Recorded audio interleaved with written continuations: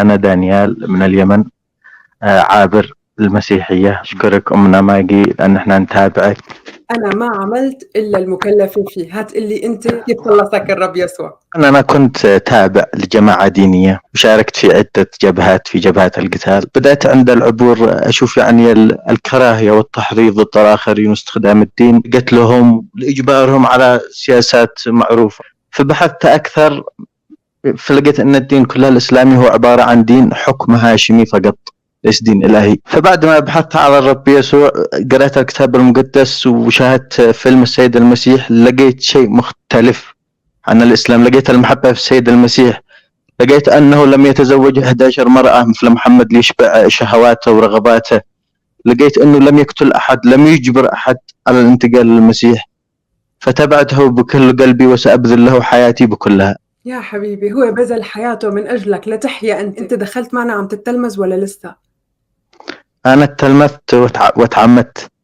أحمد ربنا في اليمن. ربنا يكمل معك ويتمم خلاصك. شو ما شفت من مسيحيين بيقولوا أتباع الرب يسوع المسيح، ممكن يكون عندهم أغلاط، ممكن تكون كنيستك فيها بعض الأغلاط، أنت وثاق باللي خلصك بالرب يسوع رب هذا الكتاب، تعرفوا على حقيقته من هذا الكتاب، لا تتعرف عليه من الناس كلهم تحت سير الخطيئة بيغلطوا.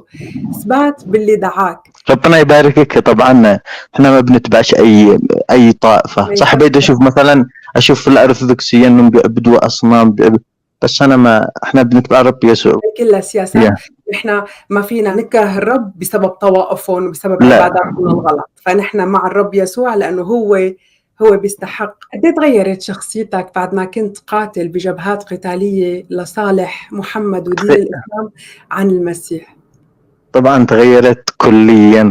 يقنت اني كنت اتبع الشيطان فقط، وكنت اتبع الكراهيه والتحريض، وكل هذا باسم الله. اذا كان الله يخلقنا عشان نقتل بعض كان ما يخلقناش افضل.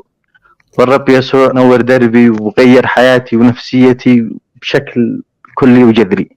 امين امين. دانيال، بشكر ربنا على خلاصك. ربنا يباركك أمنا ماغي، وحابب منك خدمة بسيطة انه تصلي لليمنيين. ذكرتني باليمن، شفت فيديو من حوالي يومين ثلاثة ما بعرف مدى صحته عن واحد يمني عم يحرق القرآن وهو مسلم وعم يقول هذا النسخة المزورة وفي نحن عنا النسخة الحقيقية.